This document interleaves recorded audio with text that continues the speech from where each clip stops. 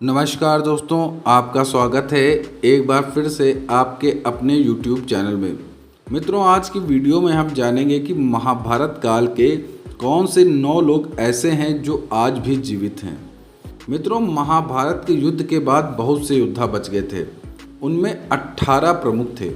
महाभारत के युद्ध के पश्चात कौरवों की तरफ से 3 और पांडवों की तरफ से 15 यानी कुल 18 योद्धा ही जीवित बचे थे, जिनके नाम हैं कृतवर्मा, कृपाचार्य, अश्वत्थामा। जबकि पांडवों की ओर से युयुत्सु, युधिष्ठिर, अर्जुन, भीम, नकुल, सहदेव, कृष्ण, सात्यकी आदि। लेकिन हम यहाँ आज आपको ऐसे 5 लोगों के नाम बताने जा रहे हैं जो उस समय से लेकर आज भी जीवित हैं।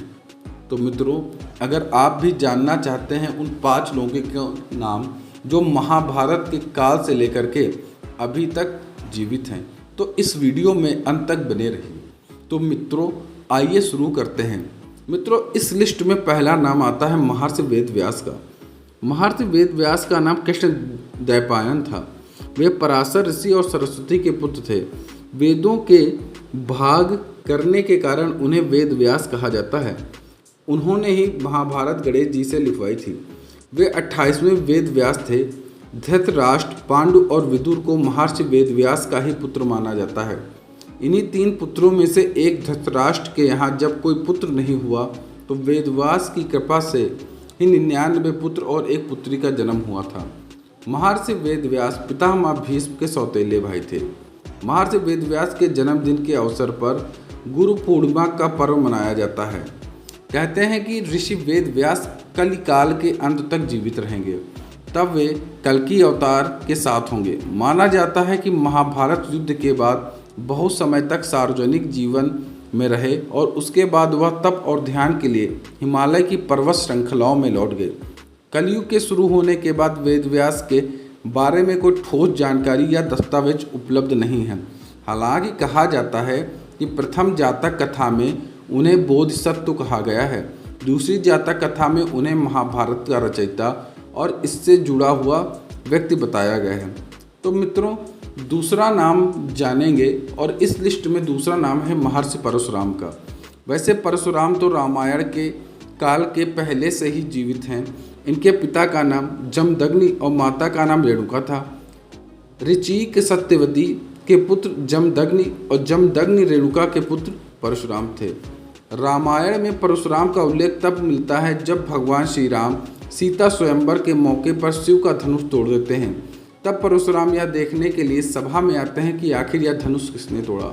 महाभारत में परशुराम का उल्लेख पहली बार जब मिलता है जब वे भीष्म पितामह के गुरु बने थे और एक प्रसंग के अनुसार उनका भीष्म के साथ युद्ध भी हुआ।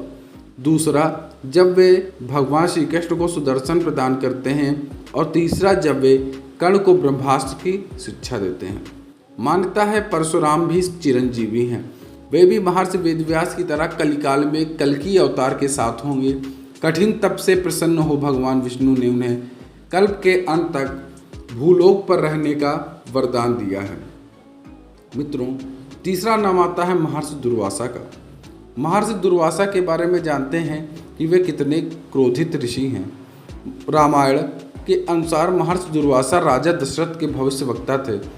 उन्होंने रघुवंश के लिए बहुत भविष्यवाणियाँ भी की थी। दूसरी ओर महाभारत में महर्षि दुर्वासा कुंती को मंत्र देते हैं तो द्रौपदी की परीक्षा लेने के लिए अपने 10,000 शिष्यों के साथ उनकी कुटिया पहुँचे थे। एक जगह वे कृष्ण के पुत्र शाम को श्राप देते हुए भी बताए गए हैं। महाभारत काल में भी उनके होने की चर्चा कई जगह की गई। उन्हें भी चिरंजीवी होने का वरदान प्राप्त है। मित्रों, इस लिस्ट में अगला नाम आता है जामवंत जी का। परशुराम और हनुमान से भी लंबी उम्र है अग्निपुत्र जामवंत जी की, क्योंकि उनका जन्म सतयुग में राजा बलि के काल में हुआ था। जामवंत त्रेता युग राम के साथ थे और द्वापर युग में श्री कृष्ण के ससुर बने थे। भगवान श्री कृष्ण को सैमंतक मणि के लिए जामवंत के साथ युद्ध करना पड़ा। जब श्री कृष्ण युद्ध जीत रहे थे तो जामवंत को आश्चर्य हुआ। उन्होंने तब अपने प्रभु श्री राम को पुकारा और उनकी पुकार सुनकर श्री कृष्ण को अपने राम स्वरूप में आना पड़ा। तब जामवंत ने समर्पण कर अपनी भूल स्वीकारी और उन्होंने मणि दी और श्री कृष्ण से निवेदन किया कि आप मेरी पुत्री जामवंती से विवाह करें। जामवंती कृष्ण के संयोग से महाप्रतापी पुत्र का जन्म हुआ, जिसका नाम सांब रखा गया। इस सांब के कारण ही कृष्ण कुल का नाश हो गया। जामवंत आज भी जीवित हैं, क्योंकि उन्हें प्रभु श्री राम से एक वरदान मिला था कि वे भी कल्कि अवतार के समय उनके साथ रहेंगे। मित्रों, अगला नाम आता है हनुमान जी का। सर्वशक्तिशाली और भक्तों के कृपालु हनुमान जी के कारण ही राम और रावण युद्ध में श्री राम जी ने विजय श्री प्राप्त की थी। उनका प्रताप तो चारों युगों में है। वे त्रेता युग में श्री राम के समय भी थे और द्वापर में श्री कृष्ण के समय भी थे।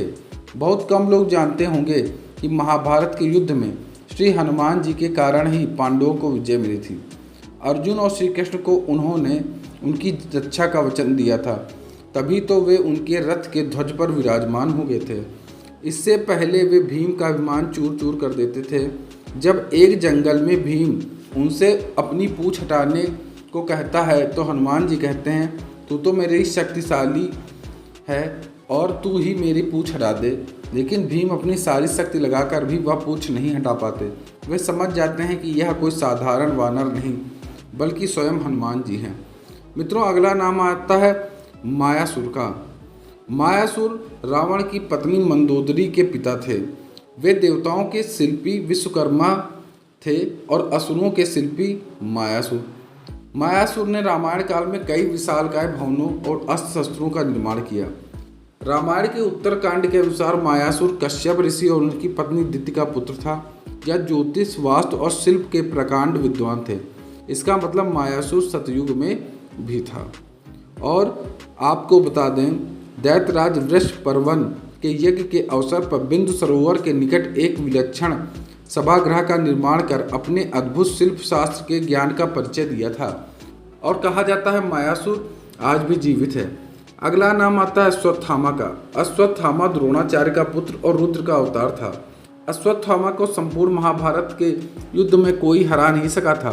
हालांकि इसमें संदेह है कि अश्वत्थामा आज भी जिंदा है कि नहीं, क्योंकि भगवान श्री कृष्ण ने उसे 3000 वर्षों तक सशरीर भरने का श्राप दिया था। कुछ लोग भविष्य पुराण का हवाला देकर कहते हैं कि कलयुग के अंत में जब कल्कि अवतार होगा तो उनके साथ मिलकर धर्म के खिलाफ लड़ेगा। और यह अलग बात है कि सांप से मुक्त होने के बाद भी अश्वत्थामा अपनी इच्छा से जीवित हो, क्योंकि इतने हजार वर्षों तक जिंदा रहने वाला सामान्य मनुष्य भी खुद की शक्ति से ही जिंदा रहना सीख जाता होगा, और वे तो अश्वत्थामा थे। अगला नाम आता है कृपाचार्य का। महाभारत के युद्ध में कृपाचार्य कौरवों पांडवों के कुलगुरु थे। कृपाचार्य गौतम ऋषि के पुत्र हैं और इनकी बहन का नाम कृपि है। कृपि का विवाह द्रोणाचार्य से हुआ। कृपाचार्य अश्वत्थामा के मामा हैं। महाभारत युद्ध में कृपाचार्य ने पांडवों के विरुद्ध कौरवों का साथ दिया था। कृपाचार्य की गणना 7 चिरंजीवियों में से की जाती है। इनमें विभीषण और राजा बलि भी शामिल थे। मित्रों, अब जानते हैं आखिरी नाम।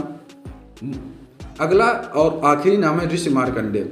भगवान शिव के परम भक्त हैं ऋषि मार्कंडेय। इन्होंने शिव जी को तप कर प्रसन्न किया। महामृत्युंजय मंत्र सिद्धि के कारण चिरंजीवी बन गए। मार्कंडेय ऋषि वनवास के दौरान युधिष्ठिर को रामायण सुनाकर धैर्य रखने की सलाह देते हैं। दूसरी ओर महर्षि जैमिनी के मन में महाभारत, कृष्ण और उसके युद्ध को लेकर कुछ संदेह था, तो मार्कंडेय ऋषि भी उनके संदेह का निवारण करते हैं। मार्कंडेय ऋषि को भगवान शिव से चिरंजीवी होने का वरदान प्राप्त था और कहा जाता है ये आज भी जीवित हैं। तो मित्रों, हमने जाने महाभारत काल के 9 ऐसे लोग जो आज भी जीवित हैं। आपको ये वीडियो कैसी लगी कमेंट बॉक्स में अवश्य बताएं। धन्यवाद।